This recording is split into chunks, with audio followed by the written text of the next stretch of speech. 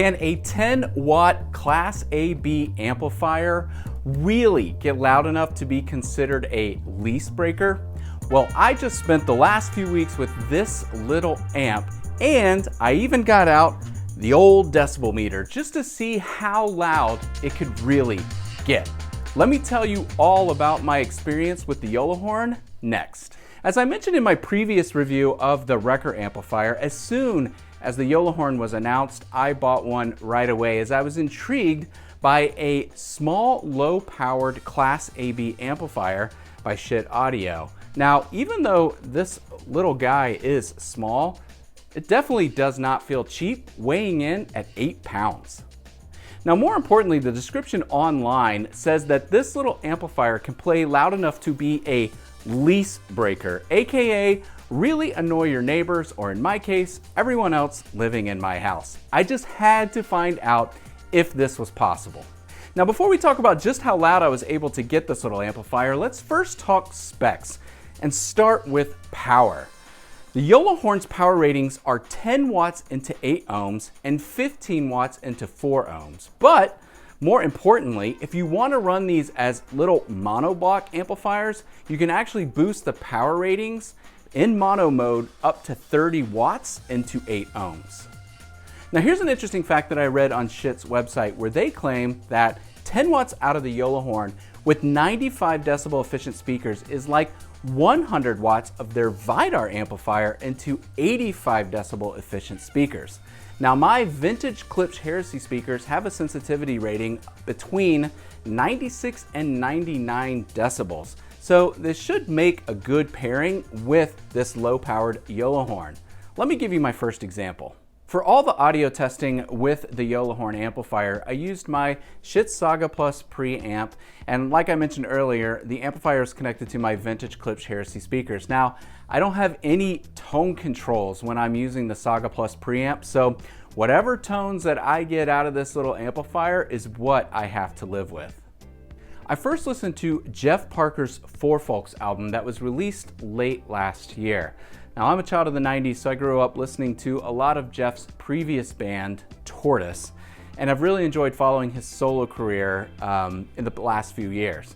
Now, a lot of his previous albums are more of like an instrumental jazz vibe, but this one is just him with a quiet electric guitar playing over a lot of layered loops. It's a very, very intimate recording. And what I noticed is that the Gjallarhorn really brought his amplifier into my living room. It felt like I could almost imagine how close the microphone was to the amplifier while he was recording in the studio. It's an intimate recording, and the Gjallarhorn did a great job making it feel intimate in my living room. Let me mention a couple more features before I tell you more about how this amplifier sounds. If you turn the Gjallarhorn around, you will note that the speaker connections on the rear of the unit require banana plugs. Also, if your preamp has XLR outputs, you can connect it to a pair of Gjallarhorns using their mono input. And last but certainly not least, the Gjallarhorn will cost you $300. Now, I think as important as how loud was I able to get this amplifier is also what the bass sounded like. Low-powered amplifiers like these are not known for having the most bass. So I thought it'd be interesting to compare this 10-watt Gjallarhorn with my Emotiva BassX A-100 amplifier, which actually rates at 50 watts into 8 ohms. Now, for this test, I listened to an album by Black Rock, which is a project featuring the Black Keys playing with various hip-hop artists who are rapping over their blues rock jams. Now, the first track on this album is one that I probably can't actually say here on YouTube, but it features ODB and Ludacris rapping over some pretty thick bass. Now, I found the Gjallarhorn to represent that bass adequately. Now, obviously the Emotiva A100 had more thump to it, but a lot of the detail in the music was lost with that extra bass. Also, and this is something that I've really noticed recently with Schiit audio gear, is that the vocals were a lot more forward with the Gjallarhorn. Now the last verse where ODB is rapping on this song, it sounds like he's in a very large room with a lot of echo on his vocals. It's like they didn't kind of record him in a smaller kind of deadened studio booth for this, but in a much larger room. The Yola horn was able to pick up a lot more of that echoey detail around his vocals than the Emotiva. Overall, the Yola horn is a very easy amp to listen to. I rarely found myself getting fatigued. And even with albums that sort of have a real harsh side to it, with maybe some upper frequency guitar parts, think Sugar's File Under Easy Listening or Fugazi's The Argument. The Yola horn was able to take those more harsh sounds and really control them and make it pleasant to listen to. In short, if you're a fan of the way Schiit amplifiers sound, the Yola horn is going to be right up your alley. But the big question is, at just 10 watts, is it really loud enough to be a lease breaker? Let's talk about that next. To get an idea of how loud this amp could play, I grabbed a CD copy of Sam I Am's Ashtray album, a loud emo rock record from 2000.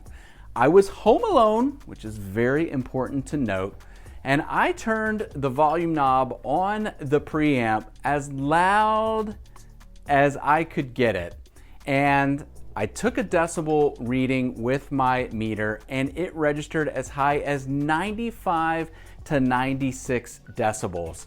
It was loud. And it's also worth noting that I didn't max the volume out. I chickened out. I thought it was going to blow out my speakers. I didn't even get it that high. It was 95 to 96 decibels. It was plenty loud enough, and I listened just for a few minutes because that's about all I could bear, came over here and turned it down. Now that being said, keep in mind that my Klipsch Heresy speakers have an efficiency rating between 96 and 99 decibels, so they are easier to drive with a low-powered amplifier. If you buy the Yola horn and pair it with lower efficiency speakers, say 86 decibels, you may have a different experience with the amount of volume you can pump through the Yola horn than I did.